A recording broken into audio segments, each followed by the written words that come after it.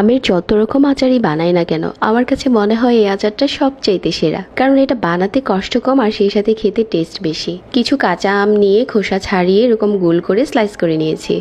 এখন একটা প্যানে নিয়ে 1 কাপ চিনি আর সাথে 1/3 কাপ সিরকা দিয়েছি।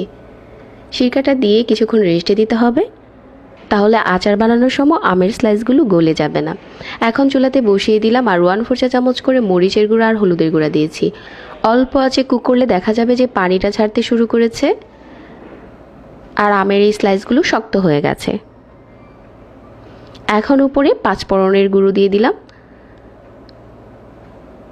আর এই আচারের মশলাটা কিন্তু আমি আগে থেকে শেয়ার করেছি। কিছুটা বিট লবণ ছড়িয়ে দিয়েছি। একটু ভালো করে নেড়েচেড়ে আরও কিছুক্ষণ এটা টানিয়ে নিচ্ছি। এই আচারটা বানানো এতটা সহজ আর এটা কিন্তু বছর জুড়ে ভালো রাখতে পারবেন।